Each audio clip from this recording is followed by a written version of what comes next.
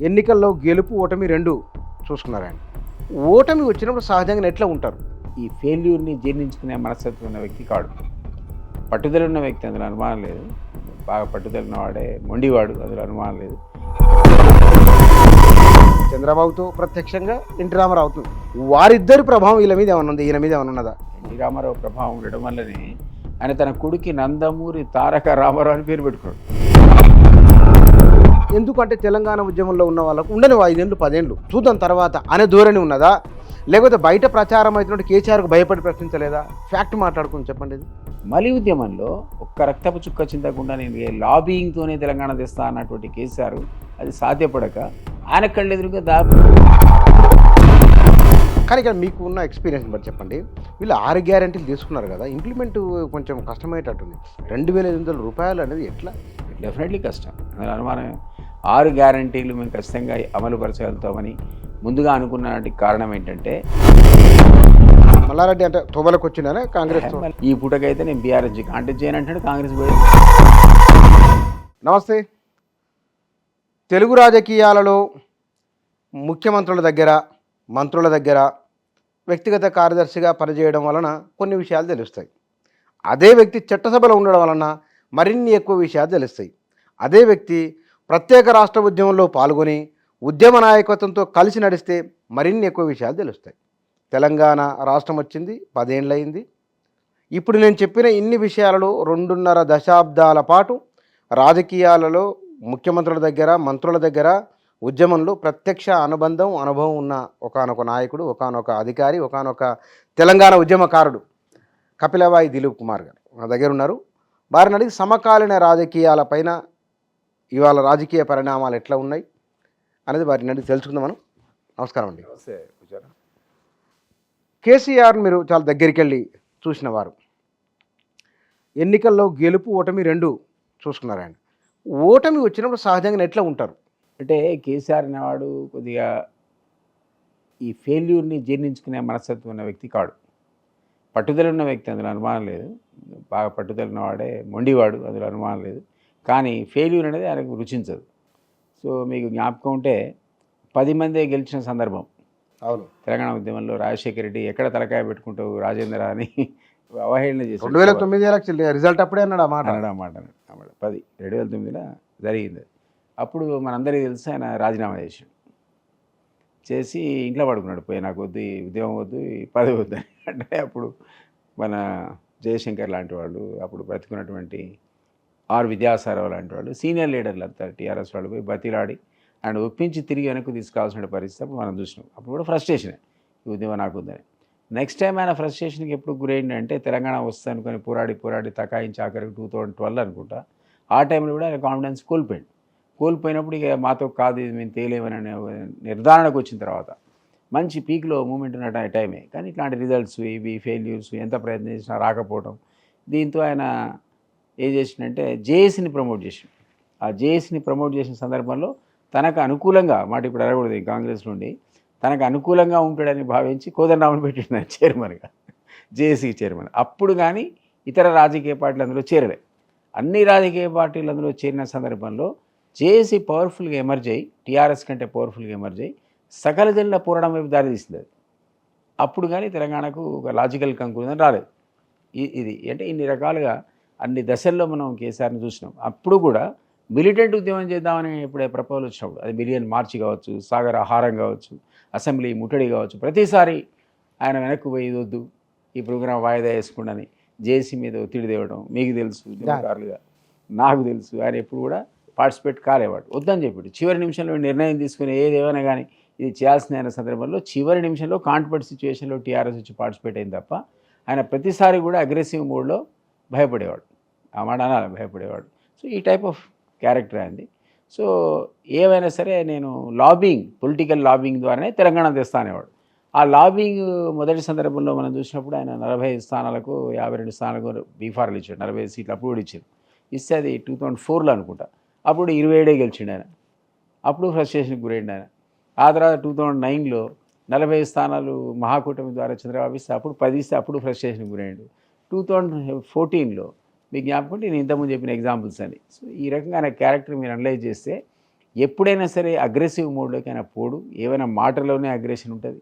వీడిని నరికేస్తా, వాడిని చించేస్తా, కడుపు చీస్తా అని అంటే తప్ప ప్రాక్టికల్గా ఆ సిచ్యువేషన్ ఇస్తే ఆయన ముందు నిలబడి పోట్లాడే వ్యక్తి కాడు.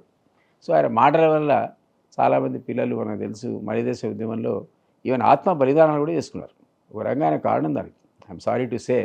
సరే, తెలంగాణ ఉద్యమం అల్టిమేట్గా సక్సెస్ అయ్యి మనదని తెలంగాణ ఈరోజు ఫ్రీ తెలంగాణలో కూర్చోడం అనేది ఒక అంశం. అది అతని కంట్రిబ్యూషన్ మనం అండర్మైన్ చేయలేం. డెఫినెట్లీ కేసీఆర్ కంట్రిబ్యూషన్ అందులో చాలా ఉంది, కాదనేవాడు. అది అవివేకం తప్ప మరొకటి కాదు. కానీ ఆయన క్యారెక్టర్లో మరొక కోణం ఏంటంటే ఆయన ఉత్త పిరికివాడు.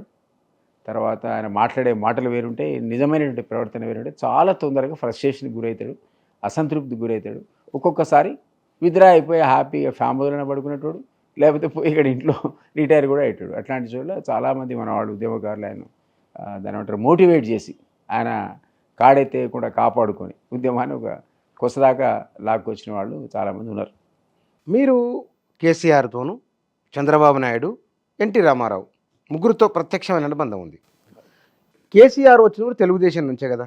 అవును. చంద్రబాబుతో ప్రత్యక్షంగా, ఎన్టీ రామారావుతో వారిద్దరి ప్రభావం వీళ్ళ మీద ఏమన్నా ఉంది, ఈయన మీద ఏమన్నా ఉన్నదా? ఎన్టీఆర్ ప్రభావం ఉంది కదా. ఎన్టీ రామారావు ప్రభావం ఉండడం వల్లనే ఆయన తన కొడుకి నందమూరి తారక రామారావు అని పేరు పెట్టుకున్నాడు. ఇంకేముంది అంతకంటే క్లాసిక్ ఎగ్జాంపుల్. అవును, పేరే ఆయన పేరు, కొడుకు పేరు పెట్టుకున్నాడు. సో అందులో అనుమానం లేదు. ఆయన తీవ్రమైన ప్రభావం అనేది ఎన్టీ రామారావు ఆయన మీద చూపించాడు, అందులో డౌట్ లేదు. తర్వాత ఉన్నటువంటి ముఖ్యమంత్రులు తనకి ఎప్పుడు పొసిగేది కాదు కదా. చంద్రబాబు నాయుడు ఆయనతో అంటగాయి కదా. ఈయన కూడా మొత్తం ఆ బ్యాచ్ అయితే తిరుగుబాటు జెండా ఎగరవేసి ఇక్కడికి వచ్చి వైస్రాయిలో క్యాంప్ పెట్టిన దాంట్లో నేనే ముఖ్య దానికి ఏమంటారు సలహాదారుని చెప్పుకున్నాడు ఆయన. క్యాంప్ ఆయన అంత పెద్ద సీనియర్ సలహాదారు ఏం కాదు, వన్ ఆఫ్ ది అడ్వైజర్స్ కింద ఉన్న మాట వాస్తవం. నేను కూడా ప్రత్యక్ష సాక్షి దానికి. వైస్రాయిలో వాళ్ళతో పాటు సమానంగా అన్ని రోజులు ఆ హోటల్లో ఉన్నటువంటి వ్యక్తి నేను. కానీ ఎక్కువ ఎక్స్పోజర్ రాలే ఆయనకు. అప్పుడు ఈ ఎక్స్పోజర్ నేను చెప్పడానికి చెప్పుకున్నాడు. నేనే సలహా ఇచ్చిన, అప్పుడు ఇచ్చిందే సలహా నేనే, ఆ మొత్తం వ్యూహరచనలో నేను భాగస్వామిని చాలాసార్లు చెప్పుకున్నాడు. కానీ అప్పుడు ఆయనకి పబ్లిసిటీ రాలేదు. నాకు నిజంగా తెలియదు. అప్పుడు నేను ప్రత్యేక అందరినీ చూసినా కానీ ఈయన అంత క్రూషియల్ రోల్ ప్లే చేసినట్టు నేనైతే గమనించలేదు. ఏదేమైనా ఆయన ఇన్ఫ్లుయెన్స్ కూడా అక్కడ ఉన్నది, చంద్రబాబు గారి ఇన్ఫ్లుయెన్స్ కూడా మనం చూసాము ఆయన మీద ఉన్నది. అందువల్లనే ఆ తిరుగుబాటు జెండా ఎగరవేసిన వాళ్ళలో ఈయన కూడా అందులో చేరిపాడు. ఓటమి వచ్చినప్పుడు ఎన్టీ రామారావు, చంద్రబాబు నాయుడు వాళ్ళు ఎట్లా తీసుకుంటారు? ఎన్టీఆర్ తను పదవిని కేర్ చేసేవాడు కాదు కదా. ఇప్పుడు ఎన్టీఆర్ పదవిని కేర్ చేయడానికి నిజంగా అంగీకరించే వ్యక్తి అయితే ఆ రోజు దేవేంద్ర గౌడ్ గారు వీళ్ళందరూ కూడా రాయబారని పోయారు, మీకు జ్ఞాపకం ఉంటే. ఎంత వాళ్ళు రిక్వెస్ట్ చేసినా అశోక్ గజపతి రాకపోయినాడు, పోతే దూతలుగా పోయింది. ఇక్కడి నుంచి ఈ క్యాంపుకి ఆ క్యాంపుకి దూతలుగా పోతే వీళ్ళు కూడా మీరు ఆమెను వదిలేసేయండి, మేము మళ్ళీ మీరే మా ముఖ్యమంత్రి అని కూడా చెప్పి ప్రపోజల్ ఇచ్చారు. ఆయన ఒప్పుకోలే. ఆయన లక్ష్మీ పార్వతిని వదులుకోవడానికి ఒప్పుకోలే. అంటే తన అధికారాన్ని కోల్పోవడానికి సిద్ధపడ్డాడు తప్ప ఆ టైప్ ఆయన. అంటే ఒకసారి మాట ఇస్తే కమిట్ అయితే అంతే అంతే. ఏమైనా పోయి రాజ్యం పోని సంపద పోని మాట వరకు తీసుకునే వ్యక్తి అతను కాడు. ఏంటి తర్వాత వచ్చినటువంటి చంద్రబాబు గారు సరే ఆయన రాజకీయ నాయకుడు, రకరకాల వ్యూహాలు ముందు సరే వెనక అడుగు వేయడం, అవసరాన్ని బట్టి వెనక సర్దుకోవడం, ఇవన్నీ తర్వాత పాలిటిషియన్స్లో మనం చూసాం. కానీ కాంప్రమైజ్ కాకుండా ఉండే క్యారెక్టర్ అయితే ఎన్టీఆర్, అందులో అనుమానం ఏం లేదు. సో దాన్ని చూసాం బాబు. అందుకనే అట్లాంటి గొప్ప నాయకుడు కూడా ఆ పదవి వదులుకున్నాడు, ఇంట్లో ఉన్నాడు. ఆ తర్వాత ఆయన ఎంత గర్జించినా అనుకున్న స్పందన ప్రజల లోపల రాలేదు. రామ్లాల్ టైంలో ఎన్టీఆర్ని దించితేనేమో తీవ్రమైన స్పందన వచ్చింది. దేశం అంతా కదిలి పెద్ద గగ్గోలు పెడితే అప్పుడు తిరిగి అతన్ని మళ్ళీ అధికారంలో తెచ్చేంతవరకు ఆయన ఆపరేషన్ కూడా హట్లో అమెరికాలో చేయించుకొని గుండె చేతపట్టుకొని స్పీచ్లు ఇచ్చినట్టు కదా, మీకు జ్ఞాపకం ఉంది కదా. సో అది ఎంత రియాక్షన్ ఉండే అప్పుడు పబ్లిక్లో. సో ఆ టైప్ ఆఫ్ రియాక్షన్ తిరిగి ఆయనను లక్ష్మీపార్వతి ఇన్ఫ్లుయెన్స్ నుంచి తీసేసినప్పుడు రాలే. ఎందుకంటే పబ్లిక్ కూడా లక్ష్మీపార్వతి ఇన్ఫ్లుయెన్స్ను, ఇండైరెక్ట్ ఇన్ఫ్లుయెన్స్ని పబ్లిక్ కూడా యాక్సెప్ట్. ఆమెను ఎంటేసుకొని తిరిగితే మరి ప్రజలు ఓట్లేసి గెలిపించారు కదా. ఎన్నికల ప్రచారం ఆమెనే ఉన్నది. మోస్ట్ ఆఫ్ ది బీఫార్మ్స్ ఆయనే ఇచ్చింది. ఆమె ఇన్ఫ్లుయెన్స్తోనే బీఫారాలు చాలా మందికి వచ్చినాయి, కట్ అయినాయి కూడా. అయినా కూడా ఎన్టీఆర్ ఒక ఫేస్ మెజార్టీ, మామూలు మెజార్టీ అప్పటికంటే ఎక్కువ 225 సీట్స్ వచ్చినాయి. మామూలుగా కంటే ఎక్కువ వచ్చినాయి మొదటిసారి కంటే. కానీ ఎందుకో సెకండ్ టైం ఈ ఎక్స్పోజర్ వచ్చి ఆమె మొత్తం ఆయన కనుసల్లో నడుస్తున్న ఎక్స్పోజర్ వచ్చి వీళ్ళంతా తిరుగుబాటు జెండా ఎగరవేసిన తర్వాత అప్పుడున్నటువంటి ఆదరణ ఎన్టీఆర్కి లేదని మనం యాక్సెప్ట్ చేయాలి. మళ్ళీ ఆయన అప్పీల్ ఇచ్చిండు, ఎక్కడ రియాక్షన్ కూడా రాలేదు. మీడియా కూడా ఎందుకు ఆయనకు సహకరించలేదు. మీడియా కూడా యాక్సెప్ట్ చేయలే ఆమె ఇంటర్ఫరెన్స్ని. సో దానివల్ల ఆయన తీవ్రంగా నష్టపోయాడు. అయినా మనందరికీ గుర్తుపెట్టుకోవాల్సిన అంశం ఏంటంటే, నేను అప్పుడు మీరు అన్నట్టు అన్ని సంఘటనలకు ప్రత్యేక సాక్షి. నేను అప్పుడు ఆయన చనిపోయినప్పుడు నేను నా ఆఫీస్లో కూర్చున్నా సెక్రటరియట్లో. నా విండోలోంచి బయటికి చూస్తే అసలు హైదరాబాద్లో సందే లేదు. లక్షల మంది, ఒక మాజీ సీఎం చనిపోతే అసలు స్వచ్ఛందంగా లక్షల హుస్సేన్ మంది సాగర్ మొత్తం అసలు నిండిపోయింది జనంతో. అది తరలి వచ్చింది. అసలు ఆశ్చర్యం. ఒక పదవి లేనటువంటి వ్యక్తికి మహారాష్ట్రలో బాబా ఠాకరే చనిపోతే ఎట్లయితే ఇసుక వేస్తే రాలని జనం వచ్చిండ్రో, వాళ్ళ దగ్గరకు విపరీతంగా ఎన్టీ రామారావు ఎట్లా వచ్చారు. వాళ్ళ దగ్గర అసలు కార్పొరేట్ కూడా పోటీ చేయలేనాడు. అదొక ఇన్స్పైరింగ్ అంటే కొందరు ఇన్స్పైరింగ్ పర్సనాలిటీస్ ఉంటారు. అని కాదు, అబ్దుల్ కలాం చనిపోతే చుట్టుపక్కల తమిళనాడు ఇటు ఆంధ్రప్రదేశ్లో కూడా మౌనంగా అసలు పోలీసులు అన్నారు ఇంత క్రౌడ్ని మేము కంట్రోల్ చేయగలుగుతామా, ఏదైనా అంటువర్డ్ ఇన్సిడెంట్ అయిందా అని అబ్దుల్ కలాం అప్పుడు కూడా నేను కామెంట్ చూసిన. పోలీసు ఏం నిశ్శబ్దంగా ఒక డిసిప్లిన్ సోల్జర్లా ప్రతి ఒక్కరు వచ్చి కళ్ళ నీళ్ళు పెట్టుకుని వెళ్ళిపోయింది తప్ప అట్లాంటి లీడర్ ఏంటి రావాలి. ఇన్ని అనుభవాల నుంచి మళ్ళీ కాంగ్రెస్కి వద్దాం మనం. ఎందుకంటే మీరు ఇన్ని అనుభవాలు ఉన్న మీరు ఇవాళ కాంగ్రెస్ పార్టీలో ఉన్నారు. అసలు మీరు అడ్జస్ట్ అవుతారు ఆ పార్టీలో? వెల్ భుజన, మీకు నా బ్యాక్గ్రౌండ్ తెలుసు. నేను లెఫ్ట్ ఓరియంటెడ్ ఐడియాలు అయితే వచ్చిన. ఫస్ట్ మీ తరం అంటే తెలియకపోవచ్చు కానీ నేను నా తరంలో నేను పీడిఎస్యు ప్రెసిడెంట్ వరంగల్కి. మోస్ట్ మిలిటెంట్ డిస్ట్రిక్ట్ అది ఆ రోజులో. తీవ్రవాదుల ప్రభావంతో అట్టుడిగిపోతున్న జమానాలో నేను పీడిఎస్యు ప్రెసిడెంట్ అక్కడ. అక్కడి నుంచి వచ్చిన బ్యాక్గ్రౌండ్లో అనుకోకుండా పబ్లిక్ సర్వీస్ కమిషన్ ఎగ్జామ్ రాసి సెలెక్ట్ అయ్యి వచ్చి నేను సర్వీస్ అయిపోయినా కానీ నేనే అనుకోలే అసలు ఇట్లా డిపార్ట్మెంట్కి వచ్చి ఈ యూనిఫామ్ కాకి వేసుకుంటాను, ఆ కాకి వేసుకుంటాను అనుకున్నాను. నిజంగా చెప్తాను. ఆ కాకితో అడ్డుకోవాల్సిన వాడిని అదే అడవిలోకి పోయినా కానీ వేరే కాకితో పోయినా, అదే అడవిలోకి పోయినా నేను, కానీ వేరే కాకితో అఫీషియల్ కాకితో పోయినా నేను. అట్లా అనుకున్నాను. అట్లా బ్యాక్గ్రౌండ్ నుంచి వచ్చిన తర్వాత తెలంగాణ ఉద్యమం అనేది సహజంగా మమ్మల్ని ఒక స్ఫూర్తినిచ్చింది. 69 ఉద్యమంలో పాల్గొని లాఠీ దెబ్బలు తిన్నాం మేము. యంగ్ 10th క్లాసు ఇంటర్మీడియట్లో. అప్పుడు ఎలక్షన్స్లో నిలబడి ఎస్బీ గారు కాంటెస్ట్ చేసే ఎంపీగా ఆయన ప్రచార సభలకు ప్రతి దగ్గర సంగమరెడ్డి సత్యనారాయణ మన పృథ్వీవాళ్ళ నాన్న ఆయన నేను ఒకే జీబులా ప్రతి దగ్గర ఆయన మాట్లాడాలా నేను మాట్లాడాలి. ఫస్ట్ నేను, తర్వాత ఆయన, ఇద్దరు మాట వెళ్ళిపోదు అంటే ఆయన ఉన్న షెడ్యూల్ ప్రకారం. అట్లా అప్పట్లోనే ఎందుకు తెలంగాణ రావాలనే స్పీచ్లు ఇచ్చి ఆ ఇన్స్పిరేషన్తో ఈయన మళ్ళీ తెలంగాణ మూమెంట్ మొదలుపెట్టినా అంటే నేను 2003లో ఉద్యోగానికి 10 ఏళ్ల ముందు సర్వీస్ రాజీనామా చేసి డిఎఫ్ఓ స్థాయిలో వెళ్ళుకుని వచ్చిన. నేను ఎందుకు చెప్తున్నా అంటే ఆ బ్యాక్గ్రౌండ్తో వచ్చిన మాకు ఉద్యమం అనేది నేపథ్యం. తెలంగాణ రావాలి వచ్చింది. దానికోసమే కమిటెడ్గా కేసీఆర్తో పనిచేసినాం. ఆ తర్వాత ఆయనతో విభేదించినాం. అంతా కొట్లాడి కూడా తెలంగాణ వచ్చింది కాబట్టి ఒక 4-5 ఏళ్ళు 2-3 ఇయర్స్ మాట్లాడలేదు అసలు కేసీఆర్ గురించి. ఎందుకంటే మనం కొట్లాడి తెచ్చుకున్న తెలంగాణ ఏమైనా మనం అనుకున్న నిధులు నీళ్లు నియామకాల విషయంలో న్యాయం చేస్తాడు కావచ్చు, ఒక సామాజిక తెలంగాణ తెస్తాడు కావచ్చు అనుకున్నాం. అనుకొని ఒక 2 years 3 years వెయిట్ చేస్తే జరగలేదు కాబట్టి మళ్ళీ మా వాయిస్ వినిపించడం మొదలుపెట్టినాం. అందువల్ల నేనున్నా అంటే ఆ బ్యాక్గ్రౌండ్ నుండి ఆ లైన్ ఆఫ్ థింకింగ్ ఉంది కాబట్టి పొలిటికల్ పార్టీస్ అనేది మాకు ఇంపార్టెంట్ కాదంటున్నాను నేను. మా ఐడియాలో అది లేదు. తెలంగాణ ఓవరాల్ వెల్ఫేర్ ఉందా లేదా అని అనే చూస్తారు. కానీ చాలామంది నేను మళ్ళీ కాంగ్రెస్ వీళ్ళకి వస్తాను నేను 10 సంవత్సరాల పాటు కేసీఆర్ పాలన గురించి తెలంగాణ ఉద్యమకారులు మాట్లాడలేదు. బహుశా నా పరిశీలన నిజమో కాదు, మీరు సరిచేయాలి నన్ను. 90ల నుంచి తెలంగాణ ఉద్యమంలో ఉన్న మాలాంటి వాళ్ళు, అంతకన్నా 60ల నుంచి ఉన్న మీలాంటి వాళ్ళు చాలామంది కూడా ఎందుకంటే తెలంగాణ ఉద్యమంలో ఉన్న వాళ్ళకు ఉండని 5 ఏళ్ళు 10 ఏళ్ళు చూద్దాం తర్వాత అనే ధోరణి ఉన్నదా, లేకపోతే బయట ప్రచారం అవుతున్నట్టు కేసీఆర్కు భయపడి ప్రశ్నించలేదా?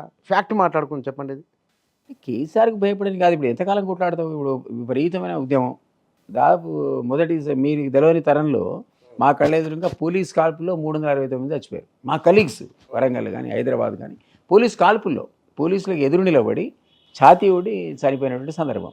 మలి ఉద్యమంలో ఒక్క రక్తపు చుక్క చింతకుండా నేను లాబింగ్తోనే తెలంగాణ తెస్తా అన్నటువంటి కేసీఆర్ అది సాధ్యపడక ఆయన కళ్ళెదురుగా దాదాపు 1200 మంది చచ్చిపోయారు కదా. ఈసారి ఆత్మహత్యలు, అది పోలీస్ కాల్పులు కావడం వేరు, ఆత్మహత్యలు చనిపోయారు. ఇది అట్లాంటి సందర్భంలో మన తెలంగాణ వచ్చిన తర్వాత మనం సహజంగా కూడా ఆయన మనకు ఆ నిధులు నీటి నియామకాలు డెలివరీ చేస్తాం అనుకుంటాం. నాకు ఆయనతో విభేదన బయటకు వచ్చేసిన నేను అయిన క్యారెక్టర్ వేరే మనం అనుకున్నది కాదు అని అందరికంటే ముందు గుర్తించడానికి అవకాశం ఉన్న వ్యక్తిని కదా. ఆయన బట్టి సంచి పట్టుకుని తిరిగినోడే నేనే చెప్పిన అరే బేకారుగాడైన జాగ్రత్త అని. 2009లో ఎవ్వరు కూడా కేసీఆర్ని తిట్టడానికి కూడా ధైర్యం చేయని టైంలో కేసీఆర్ని తిట్టి బయటకు వచ్చినాను. 2009 నుంచి ఇప్పటివరకు నేను కాంప్రమైజ్ కాగా మీరు చూడలే. రాజకీయ పార్టీలు పక్క పెట్టండి, తెలంగాణ విషయంలో తెలంగాణ సంక్షేమం గురించి కానీ ఆశయాల గురించి కానీ కాంప్రమైజ్ కాదు. అట్లాంటి కేసీఆర్ మనకు లాభం చేస్తూనే అనుకుంటాం. సహజంగా వచ్చింది కాబట్టి సకల జిల్లా పురాణంతో వచ్చినా ఆయన కృషితో వచ్చినా ఎందుకు ప్రశ్నించలేదంటే ఊకే కొట్లాడలేవు కదా పోయి. మొన్నటిదాకా కొట్లాడి 12 మంది చచ్చిపోయినాక తెలంగాణ వచ్చినాక అందరు రిలాక్స్ అవుతారు. అరే కానీ పోయి చూద్దాం రేపు మాపు మన తెలంగాణ అయితే మనకు వచ్చింది అనేటువంటి ఒక నిర్లిప్తత దాదాపుగా ఆయనకి రెండోసారి కూడా అవకాశం ఇచ్చింది. అన్ఫార్చునేట్లీ బంగారు పళ్ళల్లో మీకు తెలంగాణ అప్పచెప్పిన తర్వాత అసలు కేసీఆర్ అనే పేరు మాట్లాడడానికి కూడా భయపడాల్సిన పరిస్థితి ఉండాల్సి ఉండే. ఆయన ఆ విధంగా అడ్మినిస్ట్రేషన్ చేయాల్సి ఉండే. ఆయనకెందుకండి పనికిరాని ఇంకో పార్టీలో గెలిచినోడు 63 నీకు ఎవడు అడిగిండి అసలు నేను ముట్టుకోవడానికి ఈరోజు రేవంత్ రెడ్డి అంటాడు మా ప్రభుత్వాన్ని ఎవడోడు కులగొట్టేది చూపించి వాడి పేగులు తీసి మెళ్ళేసుకుంటా. నువ్వు కూడా తెలుసు అన్నమాట. ఈయన కంటే ఎక్కువ నువ్వు అనొచ్చు. నీకు ఆ రోజు అర్హత, నువ్వు ఉద్యమ లీడర్ కదా, గొప్ప నేతవు. అట్లాంటిది నువ్వు పోయి కాంగ్రెస్ మీద పడితే 12 మంది తెచ్చుకుంటే టీడీపీని ఖతం చేసి 3 తెచ్చుకుంటే అనవసరంగా యాంటీ డిఫెక్షన్ బిల్లుకు తూట్లు పొడిచి ఎవడు అధికారంలోకి వస్తే వానికే మేము పెద్దపీట ఇస్తాం, నిధులు డెవలప్మెంట్ అది ఇస్తామనేటువంటి కొత్త అట్మాస్ఫియర్ క్రియేట్ చేసి అనవసరంగా ప్రభుత్వం నిలబెట్టుకునే ప్రక్రియలో 90 మంది జమ చేసుకుంటే మళ్ళీ ఎలక్షన్లు వచ్చేవరకు 100 మంది అవుతాయి. నువ్వే ఎంత కావచ్చు, 93 కావచ్చు, వాటెవర్. సో నేనేమంటున్నానంటే ఆ ప్రక్రియ అది కాకుండా నెంబర్ 1 నువ్వు పెట్టిన రాజకీయ ప్రక్రియ తప్పు. వేరే పార్టీలకు అవసరమే లేకుండా వాడిని తీసుకొచ్చి పెద్దపీట. ఇంకో ప్రక్రియ ఏం తప్పంటే ఉద్యమ ద్రోహులకు పెద్దపీట వేసినావు. నేను కాళీర కొడతాను, నిన్నే కాళీర కొడతాను మంత్రి చేస్తేవి. నిన్నే కదా కూడా అసలు కాళీర కొట్టినోని తీసుకొచ్చి ఎమ్మెల్యే చేస్తేవి. ఉస్మానియా విద్యార్థులు గెదిమి లాఠీలతో మోదినోడు మన కళ్ళెదురుగా మన పిల్లలు కొడుతుంటే చూసినాం కదా, ఆయన తీసుకొని ఎమ్మెల్యే చేస్తేవి. అంటే పోనీ ఇది పోనీ ఉద్యమ ద్రోహులు తెలంగాణ వ్యతిరేకులకు వాళ్ళని తీసుకొచ్చి పట్టం కట్టి నువ్వు మంత్రి పదవులు ఇచ్చినావు, ఎమ్మెల్యేలు ఇచ్చినావు, ఎంపీలు ఇచ్చినావు, మనకు ఆశ్చర్యం అనిపించింది. డెఫినెట్గా ఉద్యమకాలు ఆశ్చర్యం. ఇదంతా పక్క పెట్టు.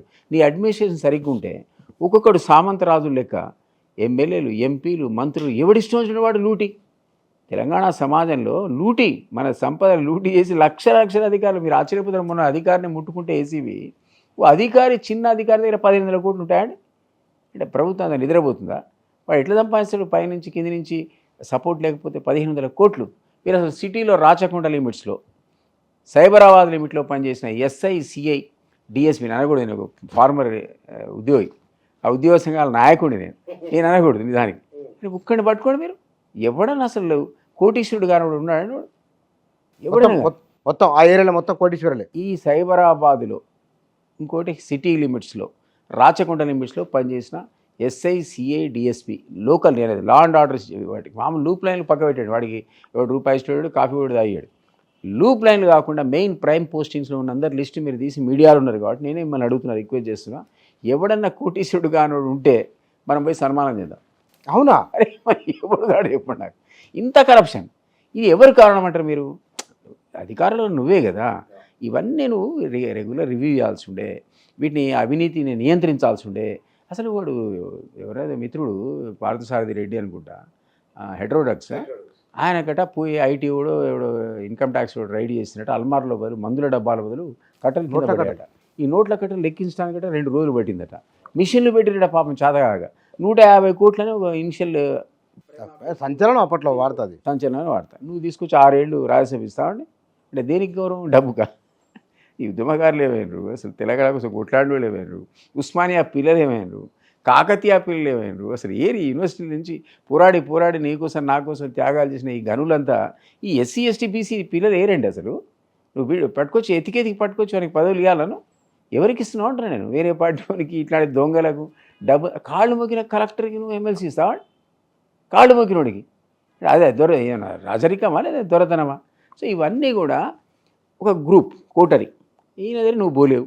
రాజు దగ్గరికైనా పోవచ్చు, గంట కొడితేట నిజాంరావు బయటకు వచ్చాడట. ఈయన గంట కూడా కట్టలేదు కొడదామంటే, మనం పోవడానికి వీల్లేదు. మంత్రులు ఉన్న గంగుల కమలాకరు, హరీష్ రావు మేనలుడు కదండి, మన ఈటల రాజేందర్, వాళ్ళ స్టేట్మెంట్ ఏంటంటే సీఎం కలుద్దామని పోతే గేట్ కాడ ఆపేసిండ్రు, మా లిస్టులట మా అపాయింట్మెంట్ లేదట. మంత్రిని ఆపుతారండి? ఇక నిన్ను నన్ను మమ్మల్ని పోలిస్తారా? అందుకనే రేవంత్ రెడ్డికి ఎంత స్పందన అది. ఆ కంచెలు పీక్ అవతల పారేస్తే మొత్తం వెలువ వినడు పోయి ప్రజాభవన్కి. దేవుడు రేపుతున్నాడు సమస్య సాల్వ్ అవుతుందో కాదని ముందైతే వాడు తృప్తి. నేను పోయిన సెక్రటేరియట్కి నేను ఉన్నాడు పోలే. సెక్రటేరియట్కి 10 ఏళ్ళు నేను పోలే తెలుసా మీకు. నేను పోయి హాయిగా తిరిగి వచ్చిన అన్ని ఫ్లోర్లు. అంటే భలే ఆయన గట్టి ఈయనకు అప్పచెప్పాడు, ఆయన కట్టిండు ఈయనకు అప్పచెప్పాడు. సో అట్లా మరి ఎట్లా నేనది మీరు అన్నటువంటి స్వేచ్ఛా వాతావరణం లేకుండే. అది ఇందిరా పార్క్ కూడా ఎత్తేస్తే ధర్నా చేయడానికి అవకాశం లేకపోయా, చెప్పుకోవడానికి నువ్వు దొరకకపోయా, ఇప్పుడు నీ మంత్రికి ఆయనకే వెన్నెముక లేకపోయా. సో ఈ విధమైనటువంటి ఒక భయానక వాతావరణంలో నువ్వు ఒకసారి ఇక్కడ నియంత్రణ చేసిన తర్వాత ఎట్లా మీరు దాన్ని ఆ 10 ఏళ్ళు చూద్దాం అనుకున్నారు, ఏం మాట్లాడకుండా వేరే వాళ్ళకు సైలెంట్ మారిందా లేదా? సైలెంట్ మీరు అసలు 6 నెలల కింద కాంగ్రెస్ వద్దనుకో నేను కూడా అనుకోలేదు. చెప్తున్నాను, నేను అనుకో 3 నెలల వరకు నేను కూడా కాంగ్రెస్ అధికారంలో వస్తుంది అనుకోలే. అంటే బండి సంజయ్ నాయక్ బీజేపీలో ఉంటాయి, వాళ్ళన్నా వీళ్ళను నియంత్రిస్తారు కావచ్చు. ప్రైమ్ మినిస్టర్ వచ్చి అంటాడు ఏ భ్రష్టాచార సర్కారే, ఏ పరివార్ సర్కార్ అంటాడు. హోమ్ మినిస్టర్ వచ్చాడు, నడ్డా వచ్చి అంటాడు ఏదో కాళేశ్వరం కేసీఆర్ ఫ్యామిలీకి వెళ్ళి ఏ టీమ్ అయ్యే అంటే ఇవన్నీ ఉత్తగానే మాట్లాడి వెళ్ళిపోతావు. నువ్వు నేను మాట్లాడితే నీకు అధికారం లేకపోవచ్చు, నాకు అధికారం లేకపోవచ్చు. నువ్వు అధికారులు ఉన్నోడు వచ్చి మాట్లాడితే ఎందుకు మరి నువ్వు ఏమనుకుంటాం మనం? ఏమనుకుంటాం మనం అధికారులు మాట్లాడితే రేపో మాపో ఎవడు వచ్చి రైడ్ చేస్తాడు అరెస్ట్ చేస్తాడు అనుకుంటావు కదా. అసలు లిక్కర్ కుంభకోణంలో అక్కడ ఢిల్లీలో ఉన్న ఉప ముఖ్యమంత్రి జైల్లో ఉండి 1 year అయిపోయి ఆయనకి బెయిల్ కూడా రాకపోయా. అసలు సూత్రధారి ఇక్కడ బయట తిరుగుతుంది నీ కళ్ళెదురుగా. మరి ఎందుకు అరెస్ట్ చేయను? ఈ ప్రశ్నలు మాలాంటి వాళ్ళు అక్కడ ఉండి వేసి డైరెక్ట్ అడిగిన నేను వాళ్ళ పార్టీ అధ్యక్షుని అడిగినా, అక్కడ నుండి ఇన్ఛార్జ్ని అడిగినా, ఇది ఎక్కడ కూడా బాబు నువ్వు బయట బండి సంజయ్ తీసేస్తే నువ్వు సగం గుంగిపోయినావు కర్నూలు లెక్క, వీడు అరెస్ట్ చేయకపోతే ఇంకా సగం గుంగిపోతావు భూములకు, ఉన్న బీజేపీ ఖతం అయిపోతుందని చెప్తే వాడు పట్టించుకోలేదు. ఆఖరికి చివరి నెల లోపల మాలాంటి వాళ్ళందరూ ఒక్కొక్కడు వెళ్ళిపోయినాం. అప్పుడు కాంగ్రెస్ కూడా లేస్తుండే. ఈ ఆల్టర్నేట్ కింద ఇక వస్తుంది కాంగ్రెస్ అనేది ఒక 1 month ముందు స్పష్టమైంది. మాలాంటి వాళ్ళందరూ బయటకు వెళ్ళిపోయినాం. ఎందుకు అనేది మీరు చెప్పాలి. మాకు అర్థం కాదు ఇప్పటికి కూడా ఎందుకు బీజేపీ స్తబ్దత ఉంది, ఎందుకు వీళ్ళతో మాట్లాడకుండా ఉన్నది. ఈరోజు ఆ పార్టీలో పనిచేసిన మీకే అర్థం కాలేదు? నాకు అర్థమే కాలేదు అసలు. అందుకే మేము వీళ్ళిద్దరు ఒకటే ఉన్నట్టుందని, ఇద్దరు ఒకటే ఉన్నట్టుందనే మాట అనాల్సిన పరిస్థితి అందుకే వచ్చింది. ఈరోజు కూడా నాకైతే అనుమానం బీఆర్ఎస్ సంబంధించిన ఓటు అంటూ ఇంకా ఎక్కడైనా ప్రజల్లో మిగిలి ఉంటే అది అంటే రాదు. బీఆర్ఎస్కి ఒక్క ఎంపీ సీట్ వచ్చి మిగిలినంత ఖతమే. కానీ ఈ ఓటు ఎటు పోవాలి కాసకోసం ఉంటుంది కదా. ఇది నా అనుమానం బీజేపీకి కన్వర్ట్ అవుతుంది. అంతే, డెఫినెట్గా బీజేపీకి అవుతుంది. అందుకనే అసలు నిజంగా నేను అనుకున్నా 4 స్థానాలు ఇద్దరు ఓడిపోతారు, ఇద్దరే గెలుస్తారు బీజేపీ కూడా అనుకున్నా. కానీ ఇప్పుడు కాంగ్రెస్కు 10 వస్తే వాళ్ళకి 6 వచ్చేసే పరిస్థితి వచ్చింది. ఆ 4కి 4 ప్లస్ ఇంకొక 1-2 అదనంగా వచ్చేటువంటి పరిస్థితి బీజేపీకి బికాస్ ఆఫ్ బీఆర్ఎస్ వచ్చింది. అదర్వైజ్ బీజేపీ కూడా మనకు పోటీలో లేదని నేను అనడం ఏంటి. మొన్న ఎలక్షన్స్లో ప్రజలే ఇచ్చారు కదా తీర్పు, సింగిల్ డిజిట్ కన్ఫైన్ చేశారు. అట్లాంటి బీజేపీ ఈరోజు ఎంపీలకు వచ్చే వాళ్ళకి మళ్ళీ 4-5 వచ్చే పరిస్థితి వచ్చింది. ఎట్లా వచ్చింది? కానీ మీరు కేసీఆర్ ఎన్ని మాటలు అన్నా మిమ్మల్ని ఏమన్నాడు? ఎందుకు ఆయన ప్రత్యక్షంగా పరోక్షంగా అందరిని అన్నాడు, మిమ్మల్ని ఒక్కరిని అనలేదు. ఎందుకు? ఇంతవరకు ఆయన పేరు ఎత్తలేదు, కేసీఆర్ ఎత్తలేదు, కేటీఆర్ ఎత్తలేదు, మా అమ్మాయి కవిత తెలియదు, హరీష్ కూడా తెలియదు. ఇన్నిసార్లు నేను తిట్టినా, ఇన్ని మీడియా ఇంటర్వ్యూలో మాట్లాడినా ఏ కారణం చేతను వాళ్ళైతే నా గురించి పేరు కూడా మాట్లాడే, పేరు కూడా ఎంత సీరియస్ అలిగేషన్స్ పెట్టినా నేను అనుకోవడం ఏంటంటే మరి ఏమన్నాడు ఆయన అని ఒకసారి విని సర్లే అసలు సంగతులు ఇంకా చాలున్నాయి కదా చెప్పలేదని ఊరుకుంటున్నారో అనుకుంటున్నారు. అంటే అసలు సంగతులు అంటే ఏమున్నాయి? ఎన్నను ఉంటాయి ఏమిటంటే పర్సనల్గా ఆయన ఆంతరిక కార్యదర్శి కదా, భార్యకు కూడా తెలియని రహస్యాలు ఆంతరిక కార్య తెలుస్తాయి. మా తెలియకుండా నేను చేయలేడు కదా. అంటే ఆ రహస్యాలు తెలుసు కాబట్టి మీరు ఏమో మరి నేను అనుకుంటున్నా, మరి అనుకుంటున్నా నేను అని మీరు అడిగితే జనరల్ అనాలిసిసే తప్ప కేసీఆర్ పలానా కేసులు ఇది చేసిండు అది చేసిన అయితే అంటలేను కదా. నేను చాలామంది ప్రయత్నం కూడా చేసిండు. కొత్త ఆయనతో తిట్టుకుంటా బయటకు వచ్చిన సందర్భంలో మీడియా నన్ను చాలా ప్రశ్న అడిగింది, మీరు స్పష్టమైనటువంటి ఉదాహరణ చెప్పండి, ఎక్కడ కరప్షన్ అయింది, ఎక్కడ ఏమైందంటే నేను చెప్పలేదు. చెప్పండి నేను ఒకటే చెప్పిన, నలుగురికి ఆల్రెడీ తెలిసిన విషయాలు మాత్రమే మాట్లాడతా. ఇది ఢిల్లీలో, ఇక్కడ మనకు తెలియదు కదా. సో అవన్నీ వింతలు ఇక్కడ అవి చెప్తా. కానీ ఆయనకు నాకే తెలిసిన అంశాల జోలికి నేను పోను. అట్లా ఇద్దరికి ఎందుకు పోను అని అంటే అడిగినాను. ఎందుకంటే ఎథికల్ రీజన్స్ పోయి నా మీద నమ్మకంతో ఒక విషయం చెప్పిండు, నేను నీ మీద నమ్మకంతో విషయం చెప్తా. నువ్వు బయట చెప్తే అది ఇక మోరల్ వాల్యూస్ ఏముంటాయి అవి మాత్రం నేను చెప్పా అని ఎప్పటి నుంచైనా మీడియాతో కన్సిస్టెంట్గా ఇప్పటివరకు అట్లాంటి విషయాల జోలికి పోలే. ఆఫ్ ది రికార్డ్ ఎవరు చెప్పలేదా?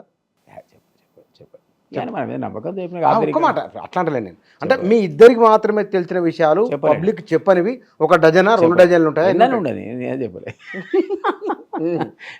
సుదీర్ఘ అసోసియేషన్ కదా, దాదాపు 4.5-6 ఏళ్ళు పనిచేసిన ఆయనతో. 6 years పనిచేసిన ఎన్నో ఉంటాయి. హ్యుమానిటీ ఉన్న వ్యక్తి కదా. డెఫినెట్లీ ఇప్పటికి కూడా నేను మెచ్చుకునేది. ఇప్పుడు కేసీఆర్ గెలిచే ఒక్క సీటు కూడా ఏమన్నా ఒకటే గెలుస్తాను, ఒకటెవరు?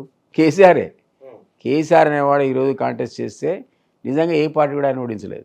ఎందుకంటే ఇంత నేను నెగిటివ్ మాట్లాడిన నేనే చెప్తున్నా, అతను వ్యూహకర్త. పబ్లిక్ నిజం కూడా ఏంటో పబ్లిక్ పూర్తిగా తెలియదు. అని మీరు అన్నట్టుగా ఏదేమన్నా కానీ తెలంగాణ ఆయనలో ఆయన సాధనలో ఆయన కృషిని మనం ఇగ్నోర్ చేయలేమని మీరు కూడా అన్నారు. ఈ స్టేట్మెంట్ నేను కన్సిస్టెంట్గా కేసీఆర్ పాత్ర లేకుండా తెలంగాణ నేను కూడా అంట కన్సిస్టెంట్గా అంట కేసీఆర్ తెలంగాణ సాధించడంలో ఆయన కృషిని ఎవడు కూడా ఈ 10 ఏళ్ల పాలన వేరు తక్కువ చేయడానికి వీల్లేదు. 10 ఏళ్ల పరిపాలన జరిగిన అవినీతి వేరు, అంశం వేరు. తెలంగాణ ఆకాంక్షలు నెరవేరినాయా లేదా ఆ చర్చ వేరు. కానీ యాజ్ ఎ పర్సన్గా అతని కంట్రిబ్యూషన్ మీరు తీసివేయడానికి వీల్లేదు.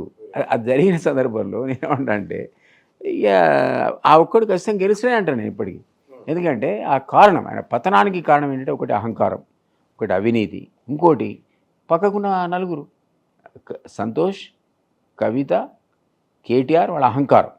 హరీష్ రావు కొంతవరకు, ఇంకొక పర్సన్ మిస్ అయినట్టున, అంతేనా? కవిత ఇక కాంగ్రెస్ వాళ్ళు రొటీన్ చెప్పే డైలాగే ఇది. అంతే. నేను మొదటి చెప్తాను 2009 నుంచి చెప్తున్నా, కాంగ్రెస్ అసలు నోరు కూడా ఇప్పని సందర్భం నుంచి చెప్పాను. అప్పుడే చెప్పిన ఆయన లాభం లేదు. కాబట్టి వీళ్ళు ప్రధాన కారణం ఆ పార్టీ ఈరోజు నామరూపాలు లేకుండా పోవడానికి వీళ్ళే కారణం. నామరూపాలు లేకుండా పోలేదు కదా. రేపు పొద్దున ఎంపీ ఎలక్షన్ మీరు ఒప్పుకుంటారు. ఈరోజు 39 సీట్స్ వచ్చినాయి కదా. మీరు పార్లమెంట్ ఎలక్షన్స్ అయిన తర్వాత 6 నెలల వరకు అంచనా వేసుకోండి, ఎంతమంది ఉంటారు అనుకుంటున్నారు మీరు? నేనైతే 9 మంది ఉంటారు అనుకుంటున్నా.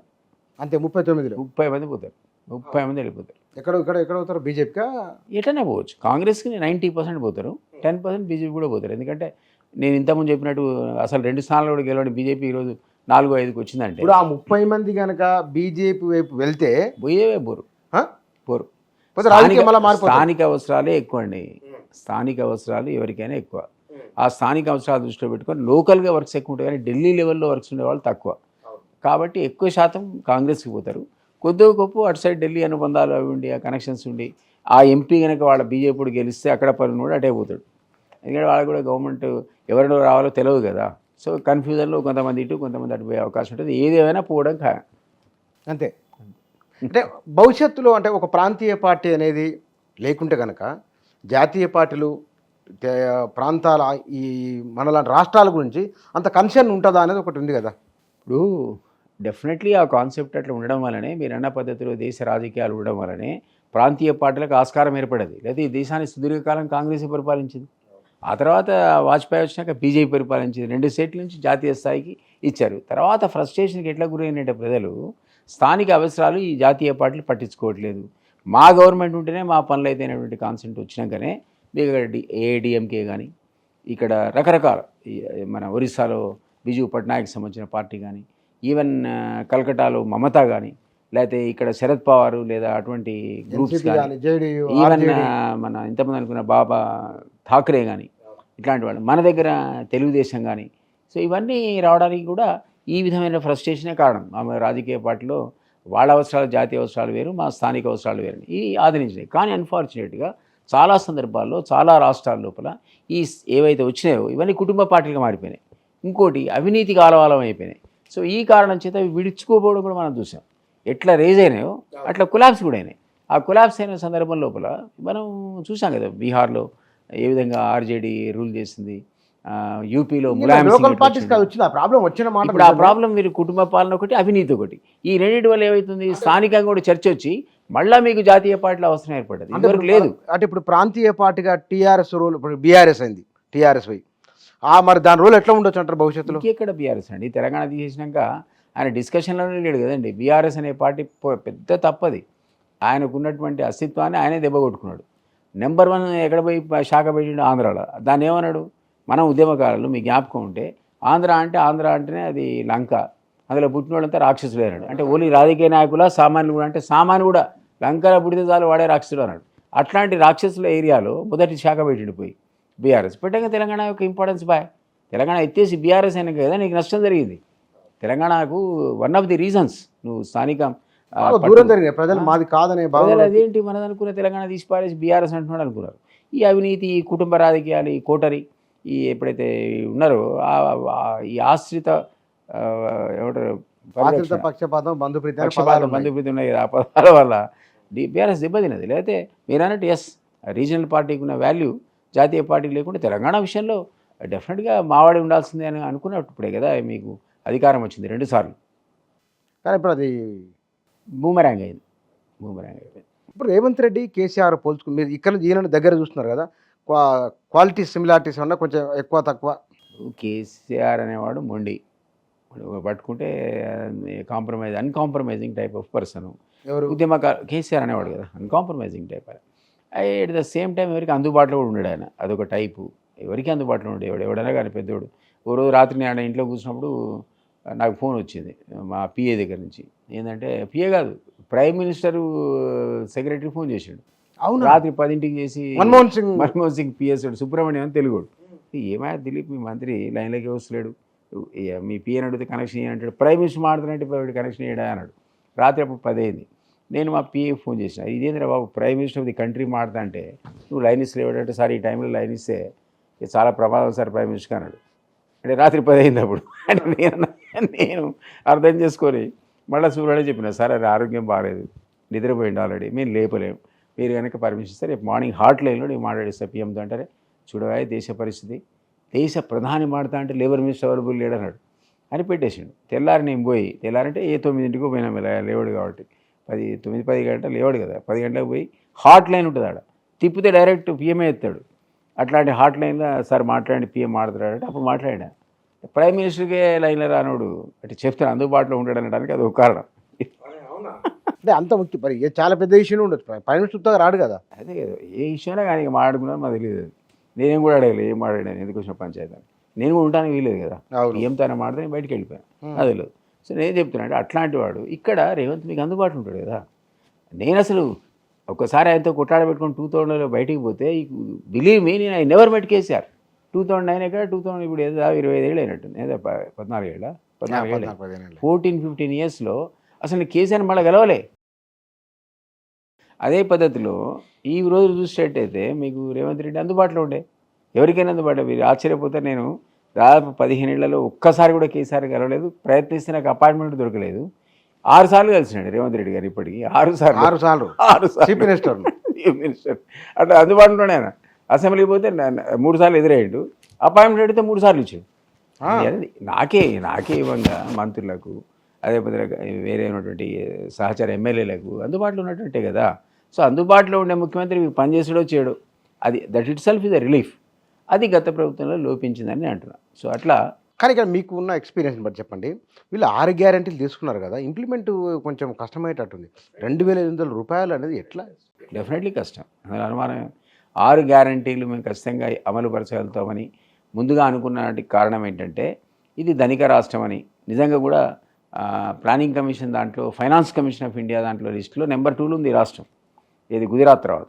గుజరాత్ ధనిక రాష్ట్రం అయితే నెంబర్ 2 ధనిక రాష్ట్రం దేశంలోనే తెలంగాణ.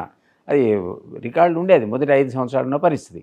నెక్స్ట్ 5 ఏళ్లలో వీళ్ళు విచ్చలవిడి అప్పులు చేసి అవసరం లేని ప్రాజెక్టులు కట్టి ఇంకేదో చేసి వాట్ ఎవర్ ఇట్ ఈస్ దాదాపుగా 6,71,000 కోట్ల అప్పు చేశారు.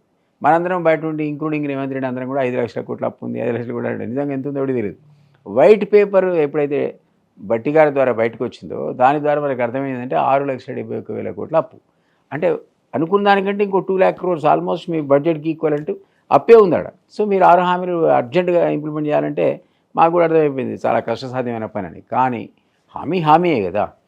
ఇప్పుడున్న పార్లమెంటు ఎలక్షన్స్లో అది క్వశ్చన్ మార్క్ అవుతుంది కదా. కాబట్టి మేము కూడా అక్కడో ఇక్కడో అప్పో సప్పో తల తాకట్టు పెట్టో లాంటి పనులు చేసి ఇందులో ఉన్న హామీలు దాదాపుగా 5ని ఆల్రెడీ ఇంప్లిమెంట్ చేయడం మొదలుపెట్టినాం. ఇంకొకటి రేపు పొద్దున క్యాబినెట్ మీటింగ్ రేపే ఉన్నది, 6వ హామీ కూడా ఇంప్లిమెంటేషన్ స్టార్ట్ అవుతుంది. లేదా ప్రజలు మీరు మమ్మల్ని క్వశ్చన్ చేస్తారు కదా.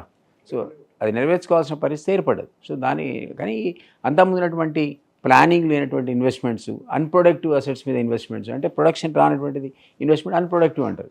అట్లాంటివి కాకుండా జాగ్రత్త పడి ఈ ఫైనాన్షియల్ ఉన్నటువంటి సిచ్యువేషన్ కరెక్ట్ అసెస్ చేసుకొని పద్ధతిలో కనుక డిస్ట్రిబ్యూట్ చేసుకుంటే, ప్లానింగ్ కరెక్ట్ చేస్తే మేము వాటిని నిరంతరం కూడా వచ్చే 5 ఏళ్ల వరకు కూడా ఇంప్లిమెంట్ చేయగలుగుతాం. మళ్ళీ ఎలక్షన్ కూడా ప్రజల ముందుకు హామీలు ఇచ్చే, ఇంకా ఏవైతే హామీలు ఇవ్వలేదో వాటి కూడా కొత్తవి ఇచ్చే ప్రజలకు అందించే పోతాం అనేది ఒక కాన్ఫిడెన్స్ అయితే ఖచ్చితంగా మాకుంది.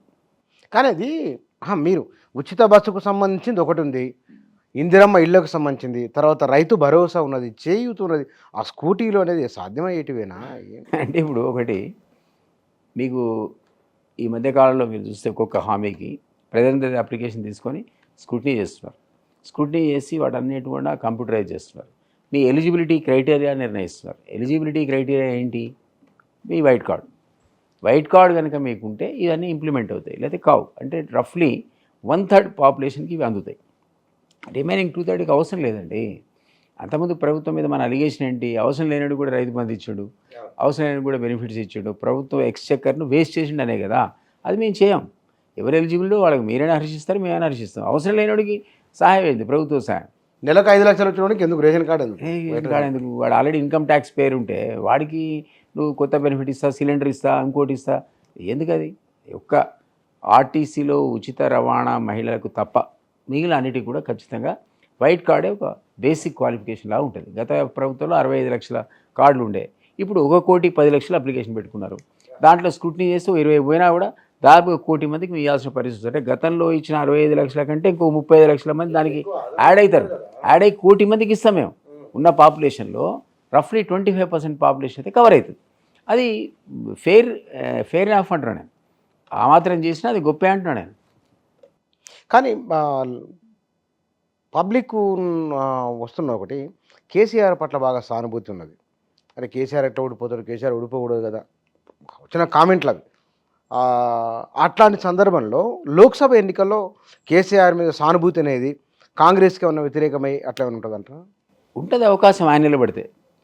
ఒక్క సీట్ అన్నారు మళ్ళీ, అది కూడా అదే ఒక్క సీట్ ఎక్కడ నిలబడ్డా డెఫినెట్లీ పబ్లిక్లో ఆయన ఎట్లా సానుభూతి ఉంటుందని బట్టి అనుమానం లేదు. ఇంకా మిగతా అంటే ఉండదు. ఆయన అందరు కూడా పబ్లిక్ ఏమనుకుంటే ఈ చుట్టూ ఉన్న లంగాలే ఆయన కుంప ముంచిన అదర్వైజ్ సార్ మంచివాడు అనుకుంటారు ఇప్పటికి కూడా. ఇంకా ఆయన అందుబాటులో రాడు కదా, అందుబాటులో వస్తే అర్థమైంది ఆయన కథ ఏందో. నీలాంటి నాలాంటి రోజు పోయి ఇంటర్వ్యూ చేస్తే మనకు అర్థమైంది ఆయన కథ ఏందని. సో అది అందుబాటులో రానివాడు ఇప్పటికి కూడా ఆయన అరే చాలా మంచివాడే, అంత మోసం చేసిన చుట్టూ ఉన్నాడు అనుకుంటారు మీరు. కానీ ఒకటి అబ్జర్వ్ చేయండి, జనరల్గా ఎక్కడైతే కాంగ్రెస్ సీట్లు గెలుచుకుంటూ వచ్చిందో అవన్నీ రూరల్ ఏరియాసే. ఆ రూరల్ ఏరియాస్లో నిజంగా అన్ని సంక్షేమ పథకాలు అందినాయి వాళ్ళు చెప్పుకునే నిజమే. అయితే అవసరం లేనట్టు కూడా పోయి ఉండొచ్చు, అది వేరియేషన్ చర్చ వేరు. కానీ అక్కడే వాళ్ళు కూడా కొట్టారు. ఎందుకంటారు నేను చెప్తున్నా, అది మీరు ఏదో పబ్లిక్గా డబ్బులు ఇచ్చేసి సంక్షేమ పథకాలు ఎంత చేసి ఓట్లు నాకు పడతాయి అనుకుంటే తప్పు. వాళ్ళు అది కూడా మా పైసలే, మా ప్రభుత్వ డబ్బే మా ఖర్చు పెడుతున్నారు తప్ప ఆయన జేబులోంచి చేయట్లేదని అనుకుంటారు. సో అక్కడ ఎక్కువగా చర్చ జరిగింది అవినీతి పట్ల. ఈవెన్ అక్కడ ఉన్న ఎమ్మెల్యే, స్థానికంగా ఉన్న ఎమ్మెల్యేల మీద వ్యతిరేకత. నేను చెప్పడం ఏంటి, వాళ్ళ పార్టీ వాళ్ళే, కేటీఆర్ కూడా చెప్పిన మాట, కేసీఆర్ కాదు ఓడిపోయింది, స్థానికంగా ఉన్న ఎమ్మెల్యేల వాళ్ళు ఓడిపోయినాం అన్నాడు. అంటే అక్కడ వ్యతిరేకత, వాళ్ళు చేసినటువంటి. కామారెడ్డిలో కేసీఆర్ కూడా ఓడిపోయాడు. కామారెడ్డి కేసీఆర్ ఓడిపోయాడు పాపం. మన అన్న లాజిక్ వ్యతిరేకం మరి. అది కేసీఆర్ నిలబడితే గెలవాలన్న మన లాజిక్ వ్యతిరేకం ఉంది అది.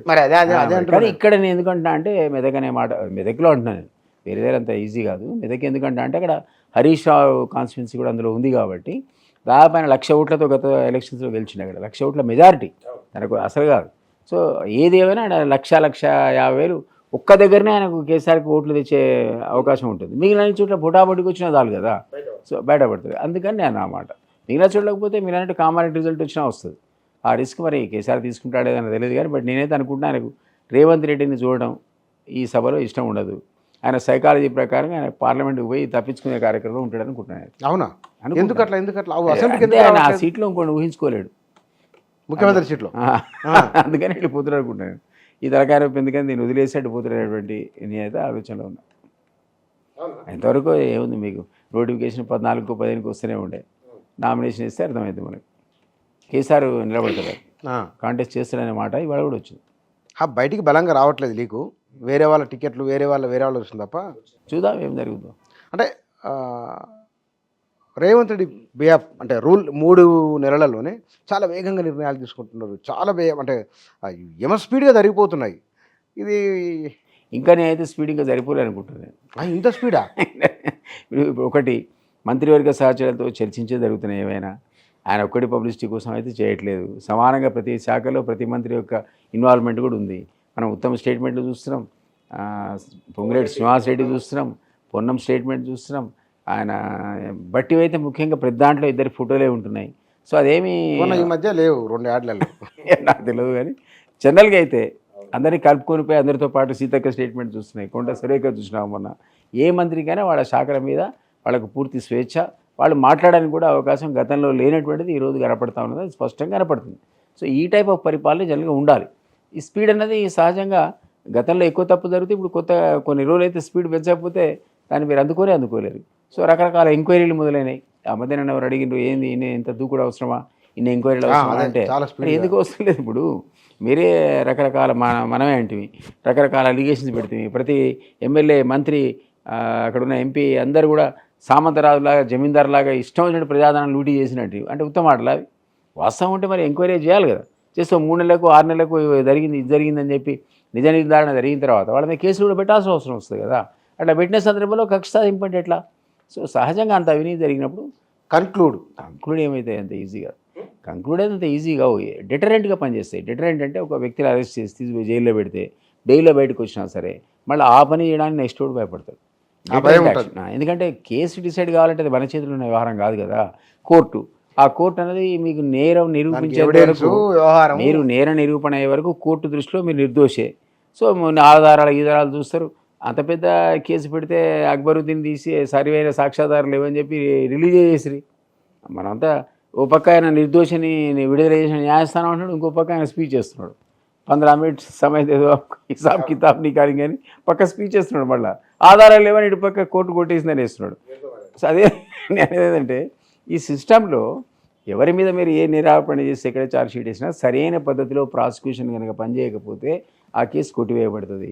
లేదా నెక్స్ట్ ఇంకో న్యాయస్థానం ఉంటుంది, ఆ తర్వాత సుప్రీంకోర్టు ఉంటుంది. ఇవన్నీ ఎవరికల్లా మీరు 92 ఏళ్లకు పాపం సుఖరామ్కి జైలు పడి శిక్ష పడ్డది. 92 ఏళ్లకు ఆయన మొట్టమొదటి టెలికమ్యూనికేషన్ స్కామ్ ఈ దేశంలో ఆయన ఆధ్వర్యంలో జరిగిందనేది అభియోగం. అది నిరూపించినట్టు 92 ఏళ్ళకి వేస్తే పాపం 3 నెలలకు ఆయనకి హార్ట్ అటాక్ వచ్చి చచ్చిపోయాడు. అది ఎంత అన్యాయం అంటే అది అన్యాయమో అమాయకత్వం. 2 కోట్ల రూపాయలు బ్యాంక్ అకౌంట్లో వేయించుకున్నాడు ఆయన.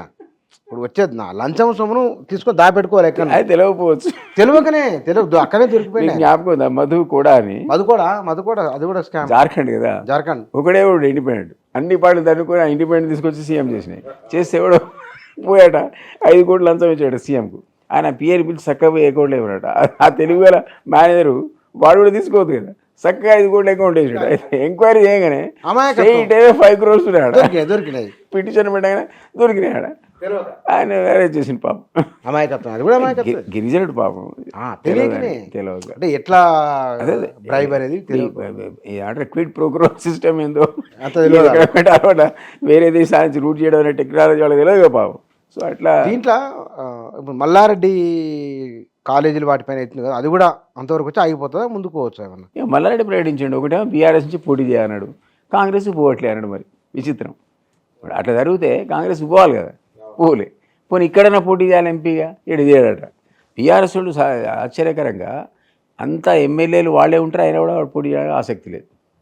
మీరు చూడండి, సహజంగా బీఆర్ఎస్ అనేది గెలవదనడానికి అదో కారణం. సొంత పార్టీ నాయకులే వాళ్ళ ఎమ్మెల్యేల దగ్గర కూడా మేము పోటీ చేయరా బాబు అంటే వెనకపోయే పరిస్థితి ఏర్పడదు ఇప్పుడు. సో దానివల్ల మనకు అనిపిస్తుంది అంటే ఓవరాల్ సెంటిమెంట్ అనేది either towards Congress or towards BJP ఉండే పరిస్థితి క్లియర్గా నడుతుంది. అది కష్టమైతే మరి లెక్కన బీఆర్ఎస్ ఖతం ఆల్మోస్ట్. అంటే మల్లారెడ్డి అంటే తోబలకు వచ్చిందనే కాంగ్రెస్. మల్లారెడ్డి ఆయన ఏం మాడతారో ఏం చేస్తారో మనకే అర్థం కాదు. ఈ పూటకైతే నేను బీఆర్ఎస్ కాంటెస్ట్ చేయను అంటాడు, కాంగ్రెస్ పోయే సమస్య లేదంటాడు. మరి ఈ రాజకీయాల్లో ఏ పూట ఎవడేం చేస్తాడో, ఏ స్టేట్మెంట్ ఎటుపోతామో మన ఎటు అయిపోతుందో చెప్పండి. అంటే చాలామంది ఇటువైపు వస్తారన్నారు కదా, దాంట్లో ఆయన కూడా ఉన్నాడా కాంగ్రెస్ జాయిన్ అయ్యేది అనుకున్నాం కదా. డెఫినెట్లీ మల్లారెడ్డి గ్రూప్ కూడా ఇందులోకి వచ్చే గ్రూప్లో ఉండే మన నేను నా క్యాలిక్యులేషన్లో. మరి ఆయన ఇవాళ పేపర్ స్టేట్మెంట్ చూస్తే నేను రానిపోమన్నాడు. తర్వాత మనసు మార్చుకుంటాడు. ఈ అధికారుల వైపు సహజంగా మొగ్గు ఉంటుంది. రేపు కాకపోతే ఇంకో బిల్డింగ్ మొదలు పెడితే వస్తాడేమో. ఎన్ని బిల్డింగ్లు అవి. ఇప్పుడు ఆయన అన్నాడు కదా పాపం, ఎప్పుడప్పుడు జోకులా చెప్తుంటా. ఒక ఆయన ఏమో 1 కోటి రూపాయలు వ్యవసాయం అయితే సంపాదించడం ఉంటే డబ్బులు ఉండొచ్చు, మనం ఎక్స్క్యూజ్ చేయొచ్చు. ఒక ఆయన ఏమో పూలమ్మిడు, కట్టెలమ్మిడు, పాలమ్మిడు, ఆయన దగ్గర ఉండొచ్చు. అరే ఏ బిజినెస్ చేయను దగ్గర 340 కోట్లు ఎట్టుంటాయి?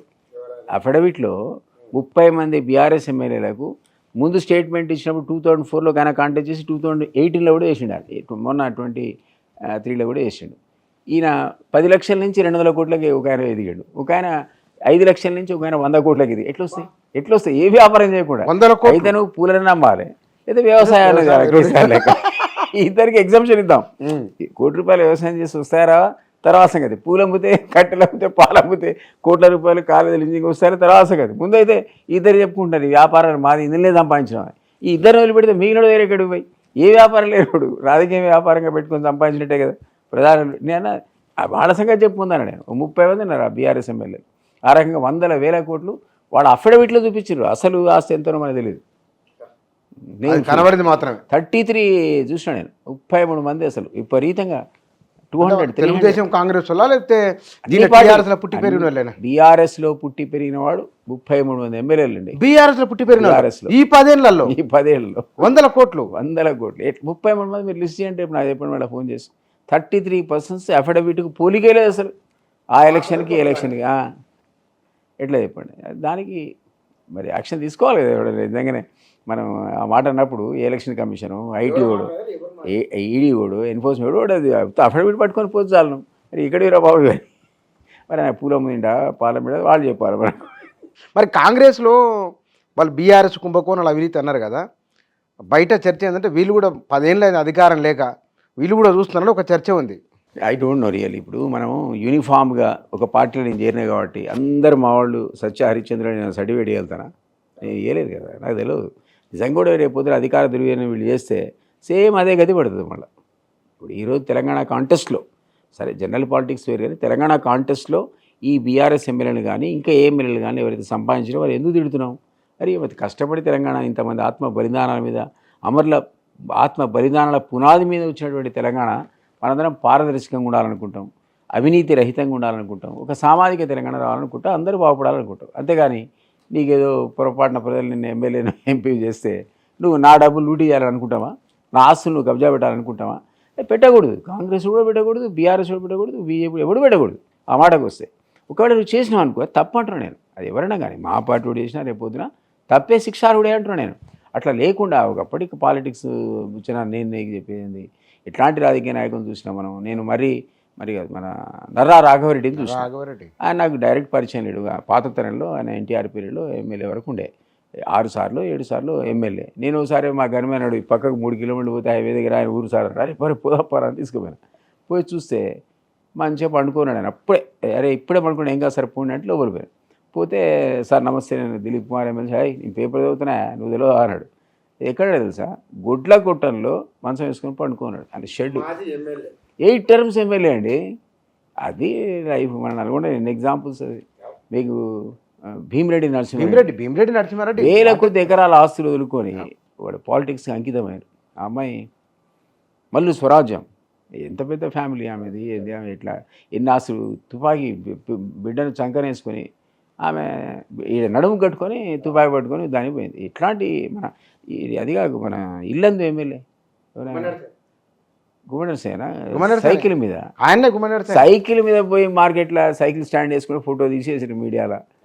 ఎమ్మెల్యే కూరగాయలు కొనుక్కుంటాడు. అంటే చెప్తున్నా, ఇట్లాంటి చరిత్ర ఉన్నటువంటి ఒక అద్భుతమైన ఆణిముత్యాలను తెలంగాణ సమాజం మనకు అందించింది.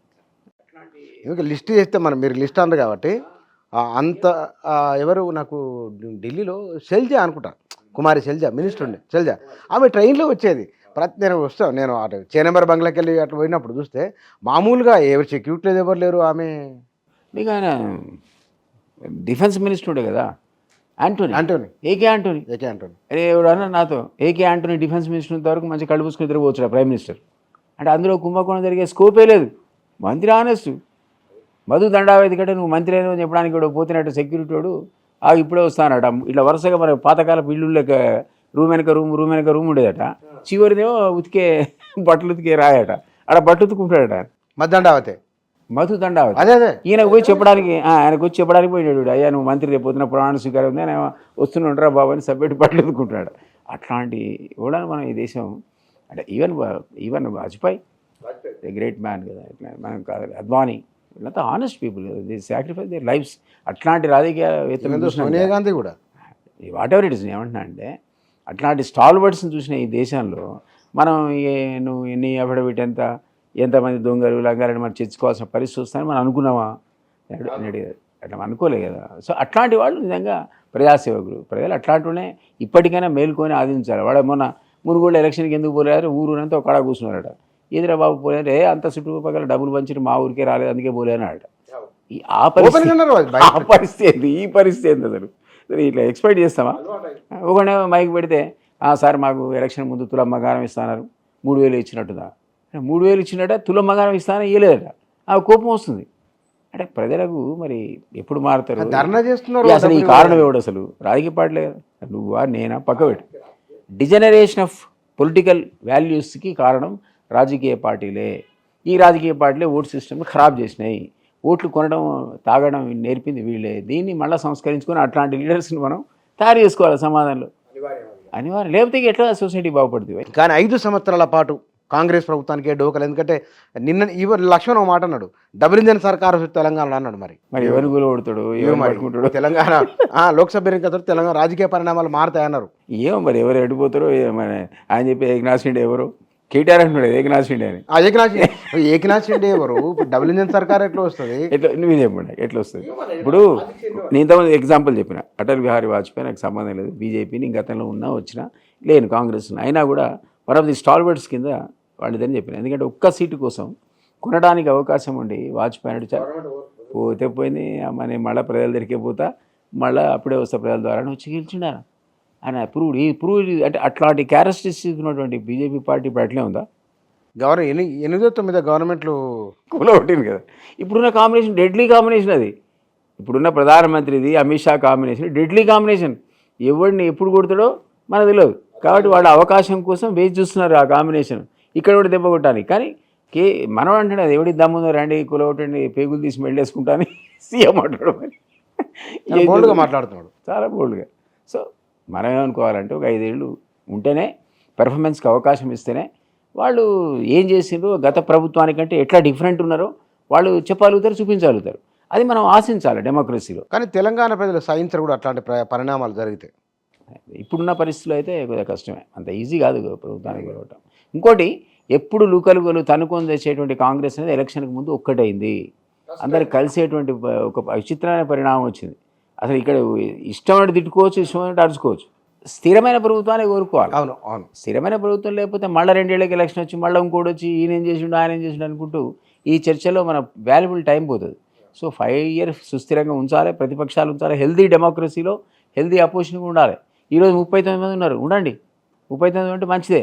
మాకు కూడా ఇక్కడ తప్పు చేస్తే చురుకలు పెట్టడానికి నీకు సరి అయినటువంటి బలం ఉంది, నేను మాట్లాడించే అవకాశం ఉంది కదా. గతంలో నోరిపుతాంటే నువ్వు అసెంబ్లీ వాయిదా వేసుకొని బయటికి పోతుంది. పాపం బీజేపీలో ఉన్న ముగ్గురిని అవతల వారేసి వాడు చెప్పి తినకుండా వాడు పోయి ప్రెస్ మీట్లో చెప్పుకోవాల్సిన పరిస్థితి వచ్చాయి.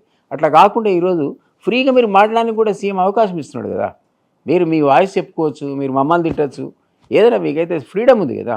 సో దానివల్ల ప్రజలకు కూడా అర్థమైంది ఎవరేం మాట్లాడుతున్నారు, నిజాలు ఇవి ఇవన్నీ వాస్తవాలు తెలుసుకోవాల్సిన అవసరం రాజకీయ దీంట్లో ఈ కంటెంపరీ పొలిటికల్ సిచ్యువేషన్ లోపల ఖచ్చితంగా కూడా నిజంగా అపోజిషన్ గట్టిగా ఉండాలి, ప్రభుత్వం కూడా వాళ్ళు చేయాల్సిన పనులు ఖచ్చితంగా చేయాలి. పారదర్శకమైన పరిపాలన అందిస్తేనే నిజంగా సుస్థిరత ఉంటేనే కాస్త కూసం మంచి జరుగుతుంది సమాజానికి. లోక్సభలో ఎన్ని రావచ్చు లోక్సభ కాంగ్రెస్కి? నేనైతే 10 కావాలనుకుంటున్నాను నేటి వరకు అయితే అని. మా సీఎం అయితే 14 అన్నాడు, 17 కూడా నేటికి ఆఖరికి ఒక్కటి కూడా వదిలే సమస్య లేదన్నాడు. బట్ 10 అయితే 100% డబుల్ డిజిట్ అయితే వస్తుంది. బీఆర్ఎస్కి రాదు, కేసీఆర్ నిలబడితే 1 లేదా 0 అంతేనా? ఓకే. ఎంఐఎం అయితే మనం ఏం చేయలేము. ఇప్పుడు 100 రోజులు కావస్తుంది. ఎంఐఎంలో దగ్గరికి వచ్చింది కదా. ఇప్పుడు రేవంత్ రెడ్డి ముఖ్యమంత్రి 100 రోజులు కావస్తున్నది.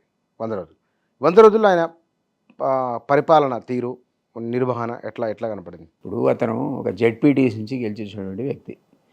ఎక్కడో గాడ్ ఫాదర్ ఉంటాను, లేకపోతే కేటీఆర్ లాగా వాళ్ళ ఫాదర్ ఉన్నాడు కాబట్టి ఎమ్మెల్యే మంత్రి అయినోడు కాడు. కష్టపడి పైకి వచ్చింది.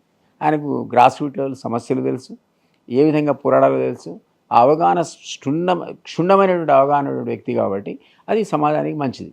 సో సమస్యలు ఈజీ కూడా అర్థం చేసుకోగలుగుతారు కదా, పరిష్కార మార్గాలను చూపించగలుగుతారు. కాబట్టి నేను అతనికి ఉన్నటువంటి అపారమైన అనుభవం, ఇంత వయసు చిన్నదైనా ఇతర సీనియర్లతో పోలిస్తే వయసు చిన్నదే కావచ్చు, కానీ అతను వచ్చిన విధానంలో చాలా ఎత్తుపల్లాలు దాటుకుంటూ వచ్చిండు ఆయన. కాబట్టి నేను అనుకుంటున్నా ఆ ప్రాక్టికల్ నాలెడ్జ్ అనేది గవర్నెన్స్లో ఉపయోగిస్తాను.